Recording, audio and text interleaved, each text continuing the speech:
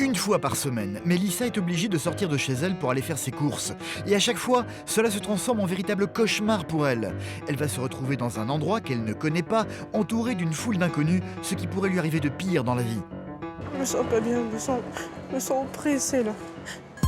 Mélissa est agoraphobe et n'accepte de quitter son appartement que s'il est accompagné de sa sœur ou de sa meilleure amie. Et même là, l'épreuve s'avère à chaque fois insurmontable. Et on est sorti, ma belle, on est sorti. Le plus gros est fait, c'est bon. Mélissa est devenue brutalement agoraphobe il y a 1 an et demi pour une raison inconnue. Depuis, elle est terrifiée à l'idée de sortir seule de chez elle, une chose que sa mère Valérie ne parvient pas à comprendre. Est-ce que ça vient de moi? Est-ce que c'est de ma faute? Est-ce que j'ai fait quelque chose de pas bien? Est-ce que j'ai pas fait la chose qu'il fallait? Je sais pas. Le problème, c'est que Mélissa est maman d'un petit garçon de 2 ans et demi, Maxime. Un petit garçon qui ne sort pratiquement jamais dehors à cause de la phobie de sa maman. Sauf qu'il va devoir bientôt rentrer à l'école, ce qui va obliger Mélissa à sortir de chez elle. J'ai honte de ne pas pouvoir aller jusqu'à l'école. En tant que maman, c'est une honte. Mélissa va donc tout faire pour essayer de surmonter son agoraphobie en se forçant à se confronter à ses peurs avec l'aide de sa meilleure amie. Mais en gros, toi tu vas là-bas, moi j'attends déjà là toute seule. Voilà, Le temps que t'ailles là-bas et ensuite j'y vais. Ouais. Un combat qui va s'avérer être particulièrement difficile pour Mélissa. Non, je rigole pas, j'ai la tête qui tourne, tu viens s'il te plaît. Je souffre d'agoraphobie. Pour moi, le plus dur, c'est de ne pas être une maman normale pour mon fils. Il va bientôt falloir que Mélissa emmène son fils à l'école et je pense que ça va être assez compliqué pour elle. Qu'elle soit pas capable d'aller chercher une baguette de pain il y a 3 minutes à pied, ça fait super bizarre parce que pour moi ça a l'air tellement simple. J'ai envie de la pousser, qu'elle trouve une autre vie pour elle, qu'elle réussisse à faire des choses qu'elle n'arrive pas à faire maintenant et qu'elle réussisse aussi à sortir avec Maxime.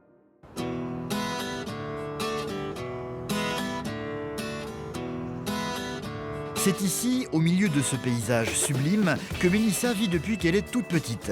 Le problème, c'est qu'elle n'en profite pas vraiment, tout simplement parce qu'elle est terrorisée à l'idée de sortir seule à l'extérieur de son appartement. Quand je suis seule, je peux pas aller bien loin. Donc là, ça va encore. À 20 ans, elle est agoraphobe. Depuis peu de temps, elle parvient tout de même à faire quelques pas dehors, mais sans aller bien loin. Plus Mélissa s'éloigne de l'entrée de son immeuble, plus la peur va la submerger.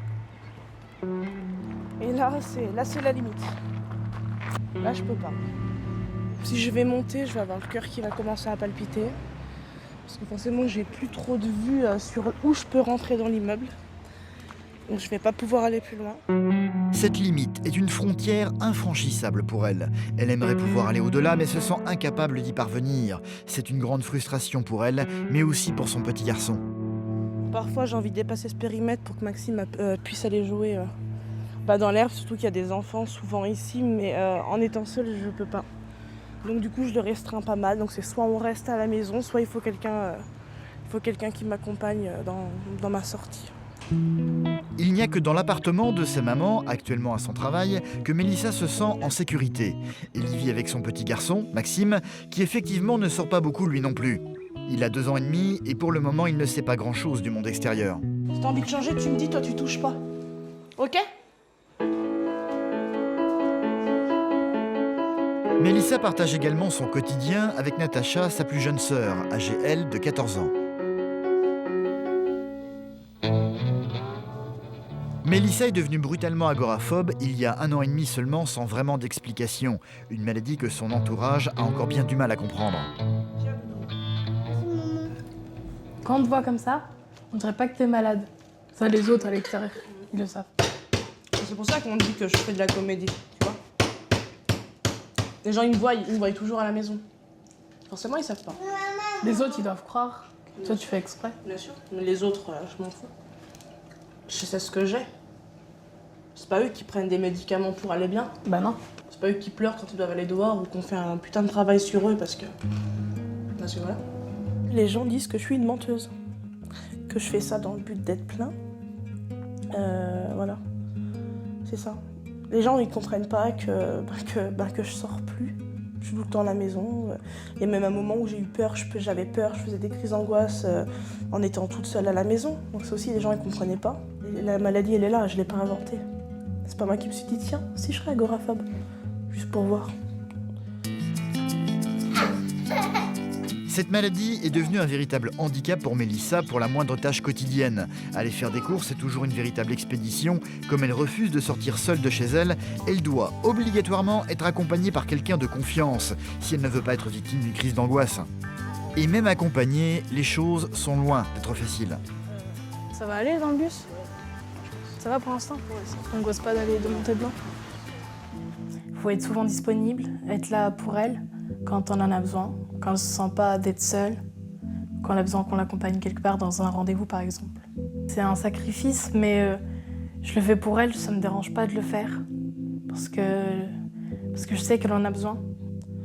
Moi qui est super indépendante, du jour au lendemain, avoir besoin des gens, ça m'a secoué total. Devoir demander s'il manquait un truc un jour à la maison, appeler quelqu'un et dire ouais, tu peux aller au magasin me chercher ça ou... Ouais, tout ça en fait. Le pire pour Mélissa est de se retrouver dans un endroit qu'elle ne contrôle pas sans avoir la possibilité de fuir, comme un bus par exemple. Mais ça va là, t'as pas peur dans le bus? Non, là ça va, tu vois, vu que ça commence à se remplir, je me sens assez mal à l'aise. Du coup.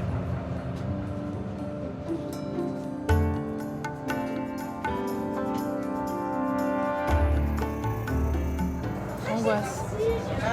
T'es pas en train d'angoisser là? Ça va. Mais ce qui terrorise le plus Mélissa, c'est la perspective d'avoir une crise d'angoisse devant tout le monde. Tout le trajet, elle va le passer en serrant les dents, ne semblant plus écouter sa sœur, le regard perdu dans le vide. Quand j'ai mes crises de panique, j'ai peur de plein de trucs à la fois en fait. J'ai peur de tomber dans les pommes, alors ça c'est une peur incroyable. J'ai peur que personne vienne à mon secours. J'ai peur de quoi encore? Du regard des gens. Oh, ça c'est horrible. Pour se sentir plus tranquille avant de faire ses courses, Mélissa va déposer son petit garçon chez le papa de Maxime, dont elle s'est séparée. C'est une autre de ses craintes que son fils la voit en train de craquer devant lui. Ensuite, direction le supermarché, sauf que Natacha ne pourra pas l'accompagner aujourd'hui pour faire ses courses. Je peux pas, Mel. Pourquoi? Au pire, je t'emmène chez Charlène, elle t'accompagne. Parce que moi je peux pas, je dois remonter à la maison. D'accord. Et tu m'accompagnes jusqu'à là-bas. Oui. Tu me laisses pas toute seule. Charlène, c'est la meilleure amie de Mélissa. Quand Natacha ne peut pas accompagner sa sœur, c'est elle qui a pris l'habitude de prendre le relais. Ça va? Si Charlène accepte immédiatement sans discuter, c'est parce que ce genre de demande est devenu une routine pour elle, même si au début, elle a, elle aussi, eu beaucoup de mal à comprendre la phobie de sa meilleure amie. J'avais jamais connu quelqu'un qui avait cette maladie, alors au début, je me posais des questions, je me demandais pourquoi, ou moi qui sors tout le temps, je me demandais comment ça se passe dans sa tête. Quand on m'en a parlé la première fois, j'ai dit mais ça n'existe pas, on peut bien sortir, on peut... J'y croyais pas au début, c'est en la voyant et en la voyant dehors que là j'ai compris qu'elle était malade, en quelque sorte, qu'elle avait ce problème-là. C'est ensemble qu'elles vont donc se rendre au supermarché. Une épreuve pénible pour Mélissa, elle ne le fait donc qu'une fois par semaine. Même si son amie est à ses côtés, cela ne calme en rien ses angoisses. Pourquoi tu restes cramponné au caddie comme ça? Qu'est-ce qu'il y a? T'as peur? Je me sens pas bien, j'ai les mains qui sont moites. T'as les mains moites? Ouais, j'ai les mains moites. Durant toute la durée des courses, Mélissa ne lâchera jamais le caddie, même en choisissant les articles dans les rayonnages. La chèvre? Un contact permanent qui va grandement la rassurer. Caddie, j'ai pris l'habitude de le tenir. Soit je le tiens, donc je le pousse, soit je me cramponne, dessus.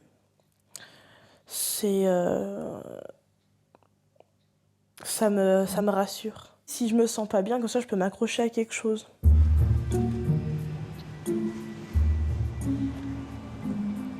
Et si Charlène a le malheur de s'absenter ne serait-ce que quelques secondes, Mélissa va immédiatement paniquer. Charlène semble avoir totalement disparu, l'une des pires choses qui puisse arriver à Mélissa.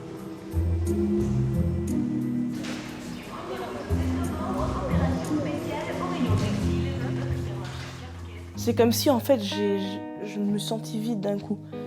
vide, j'ai commencé à avoir peur. J'ai regardé partout, je la trouvais pas. Et ouais, j'ai commencé à avoir le cœur qui palpitait, à avoir des sueurs.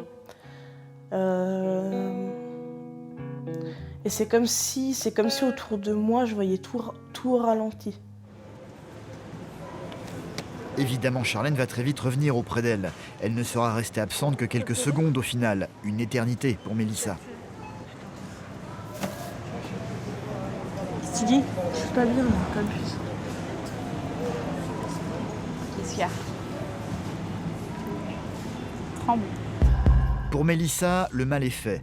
Incapable de reprendre son calme, les deux amis vont se dépêcher de passer à la caisse, même si les courses sont loin d'être terminées. Charlène va se rendre compte qu'elles n'ont pas eu le temps d'acheter certaines choses essentielles. Elle va donc se permettre d'insister auprès de Mélissa. T'as pas dit tout à l'heure que tu voulais du lait pour Maxime? Si. On n'est pas encore sorti du magasin. Faut y retourner. Tu viens avec moi? On peut pas y aller à deux, il y a le caddie. J'y vais ou tu veux pas y aller? Tu prends l'allée principale, tu prends la première à droite et tu t'arrêtes où t'as pris les œufs. Allez, vas-y. Allez, vas-y. Non, moi toute seule, je peux pas. Je peux pas, il y a du monde, je peux pas. C'est soit tu y vas toute seule, soit tu restes toute seule là, on peut pas être deux. Mais j'ai même pas de portable, tu vois, si moi je suis pas bien, je peux pas te dire que je suis pas bien. T'as l'accueil juste en face de toi, Mélissa. Bah, mets-toi sur le banc, j'y vais. C'est donc Charlène qui va retourner dans le magasin, abandonnant une Mélissa totalement perdue. Seule sur son banc, elle va se retrouver confrontée à tout ce qui la terrorise. Un endroit qui n'est pas chez elle, envahi par des inconnus qui pourraient être spectateurs de la crise d'angoisse qui ne cesse de monter en elle.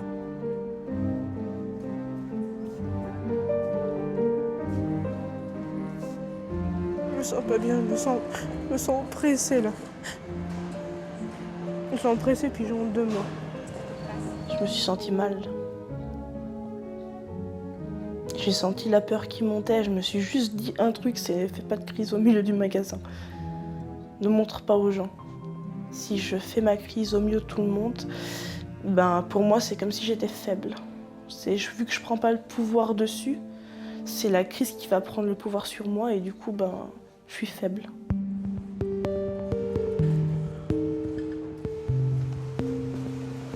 Alors?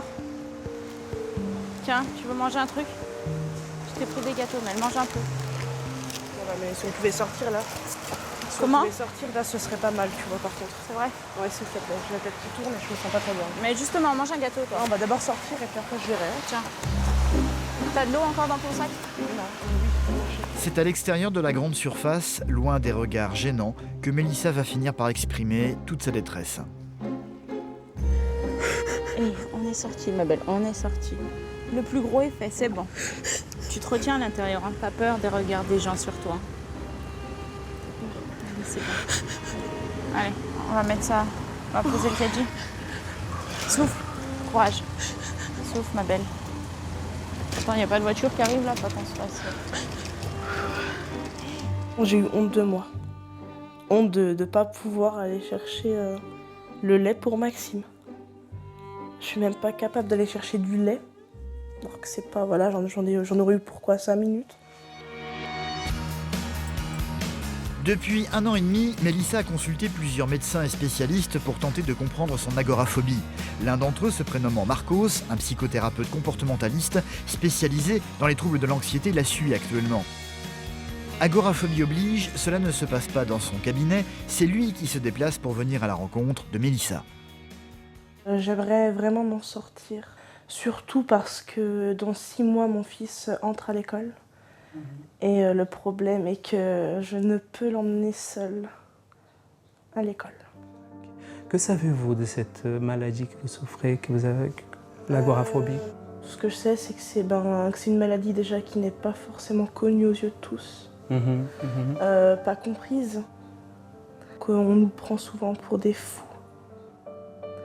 Et que c'est difficile de s'en sortir. C'est tout ce que je sais concrètement. Une chose qui est très importante, c'est savoir si votre agoraphobie est accompagnée de troubles paniques. En général, c'est le cas. Oui. Hein? Donc, on traite les deux à la fois. Quand on souffre de troubles paniques, il y a une myriade de sentiments, de pensées automatiques, dont le sentiment d'être fou. La plupart du temps, les gens n'ont aucune idée de ce que ça veut dire cette phrase, mais ils croient dur comme fer qu'ils sont fous. Donc, c'est le propre de la croyance. Une croyance n'a pas de fondament réel, c'est pas logique, c'est pas clair. Et c'est ça aussi qui est très douloureux dans le trouble panique et l'agoraphobie, c'est que toutes les peurs, toutes les croyances sont irréelles. Et la personne le perçoit, contrairement à ce qu'on peut croire, elles ne font pas exprès. Elles le perçoivent, mais ne peuvent pas faire autrement. Et puis, ces attaques de panique ayant lieu dans des endroits, ces endroits sont contaminés. Du coup, on a la naissance de l'agoraphobie. La peur d'y retourner, la peur de refaire une attaque. Hein? Et le problème, c'est que les peurs, elles sont très habiles parce qu'elles se nourrissent des peurs. Oui. Et on finit par avoir peur de la peur. Ça vous parle, ce que je Bien vous sûr. dis? Oui, c'est tout ce que je vis depuis 1 an et demi, donc oui. Alors oui, ça me parle.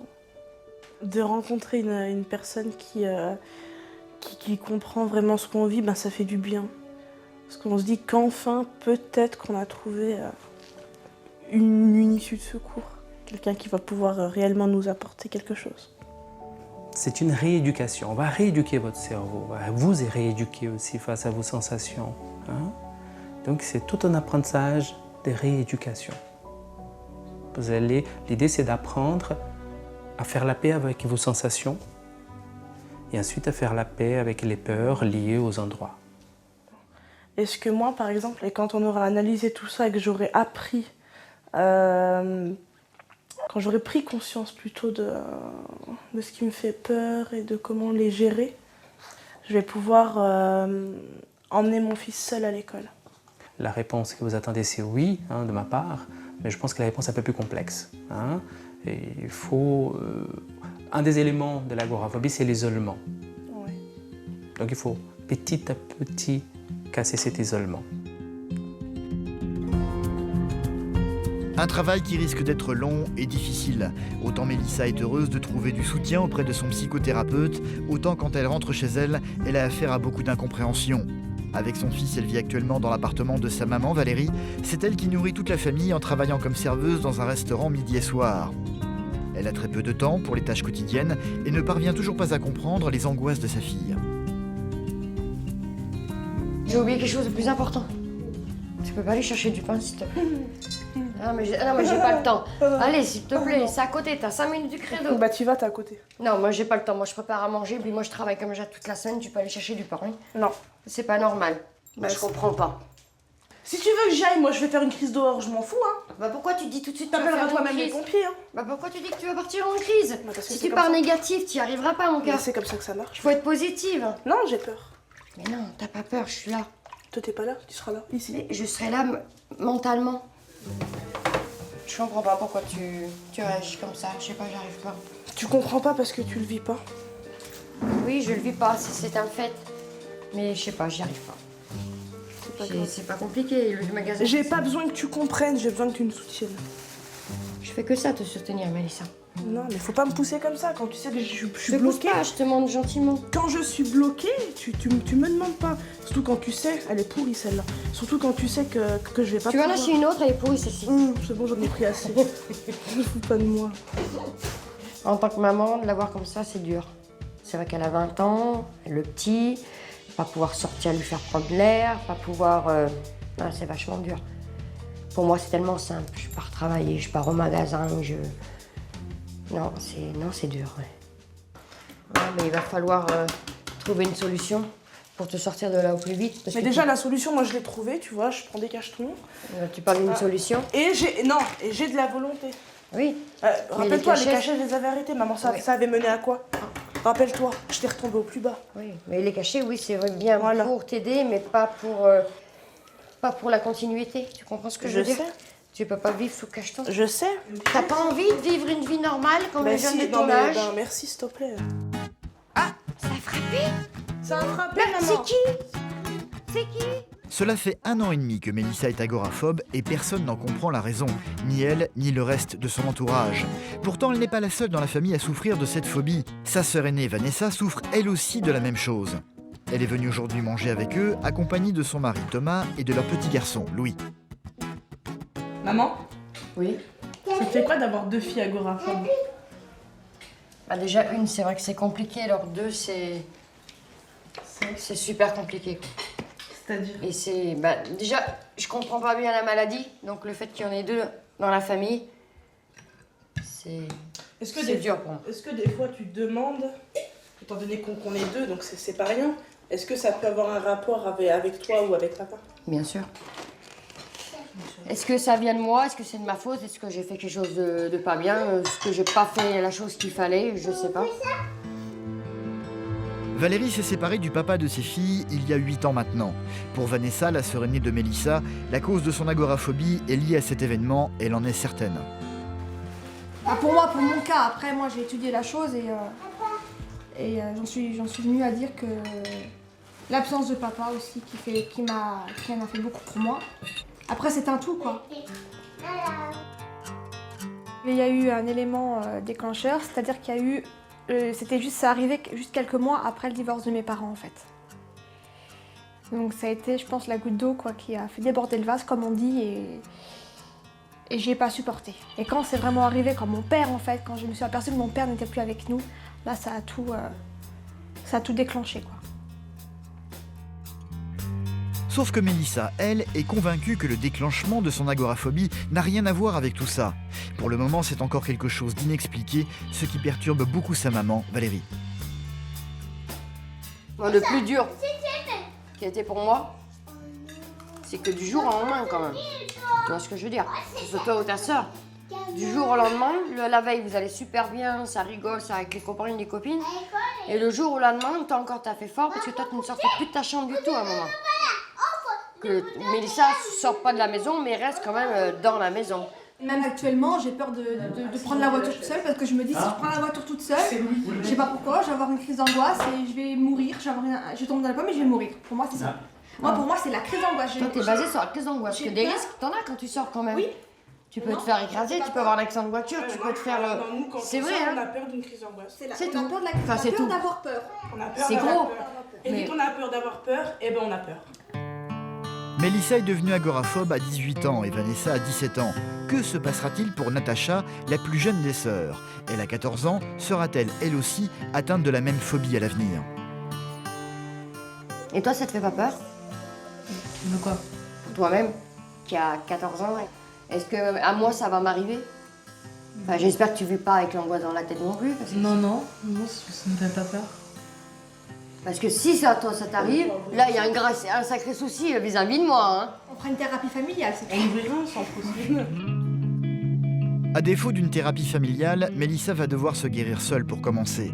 Comme lui a dit son psychothérapeute, elle doit désormais apprendre à apprivoiser ses peurs. Et pour cela, c'est au quotidien qu'elle va devoir désormais se confronter à elle. Et Charlène, sa meilleure amie, a bien l'intention de s'en assurer. Maxime, le fils de Mélissa, a 2 ans et demi. Il va donc devoir bientôt aller à l'école et le rêve de sa maman serait donc de pouvoir l'emmener seul sans l'aide de personne. Charlène va donc pousser Mélissa aujourd'hui à faire ce fameux trajet en choisissant volontairement un jour compliqué, le jeudi, parce que c'est le jour du marché. Un marché installé pile devant l'école. Et qui dit marché, dit beaucoup de monde dans la rue. Bientôt, ça sera toi qui seras là en train d'attendre ton fils. Tu vois? Ouais. Oui, ça Ça te fait peur? Oui. Pourquoi? parce que déjà il y a du monde. Il va y avoir toutes les. Mais justement, t'es pas toute seule. je suis pas toute Regarde, seule, t'es mais pas toute seule à attendre.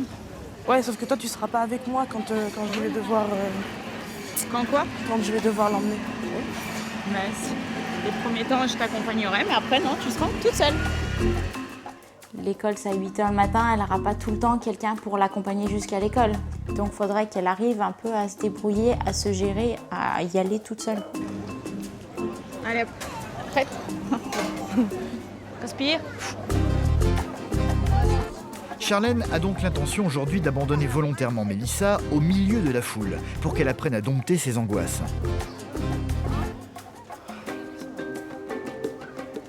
Plutôt, tu affrontes ta peur Mais ça sera... Attends, mais en gros, toi, tu vas là-bas. Moi, Je vais tout droit et je j'attends vais- déjà là toute seule. Voilà, Le tu temps que attends t'ailles deux là-bas minutes, et t'attends ensuite, 5 minutes. ensuite j'y vais. Ensuite, je me mets où tu peux me voir, où je peux te voir arriver aussi. Bah, je peux y aller? Vas-y, allez vite Allez. là.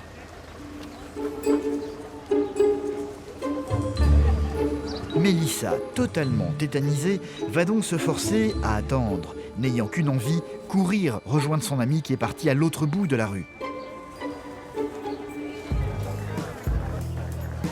Au bout de 3 minutes, n'y tenant plus, cramponnée à son téléphone, Mélissa va partir rejoindre Charlène qui se trouve loin, très loin d'elle désormais. Elle n'a plus qu'une seule obsession, retrouver son ami, plus rien d'autre ne compte. Elle va continuer d'avancer, évitant de croiser le regard des autres personnes se trouvant sur le marché.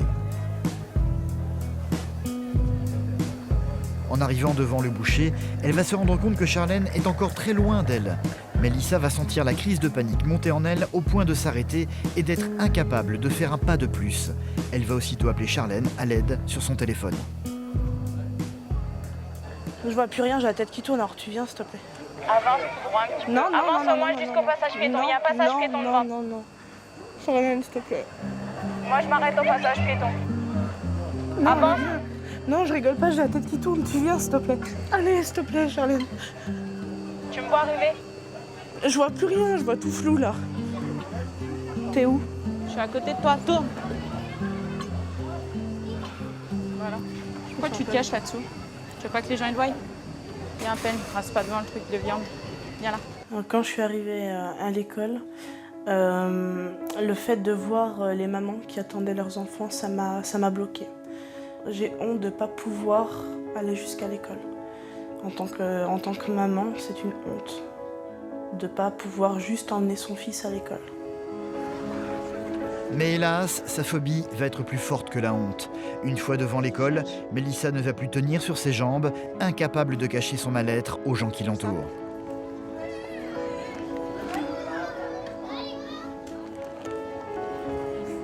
Petit à petit, on y arrive. Ah, mais petit à petit, t'as vu dans l'état que je me mets quand j'arrive ici? Imagine seule avec Maxime devant tout le monde. Tu peux pas venir ici du jour au lendemain toute seule. Tu n'y arriveras pas. Il faut encore du temps. Mais avant, j'y arrivais. Avant. Et bientôt, tu y arriveras aussi. Quand on dirait que je dois grimper une montagne, ça, je sais pas. Ce qui me motive à guérir aujourd'hui, c'est tout le monde. Je veux offrir une belle vie à mon fils. Je veux pouvoir sortir chez mes amis quand je veux, faire des sorties avec eux. Puis même pour moi, quoi. De me lever le matin, enfiler un pantalon et de dire allez, hop, je vais chercher une baguette de pain.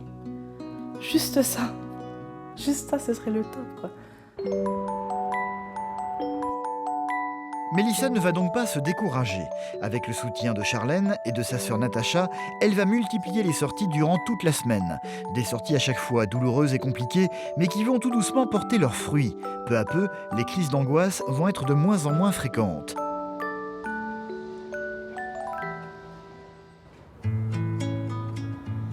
La grande peur de Mélissa, c'est d'avoir une crise d'angoisse devant son fils. Comme les choses semblent un peu s'améliorer, Charlène va donc lui proposer de continuer, mais avec Maxime cette fois-ci.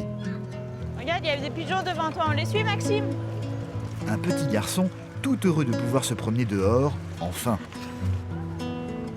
Charlène va volontairement les amener dans un lieu que Mélissa n'aime pas du tout.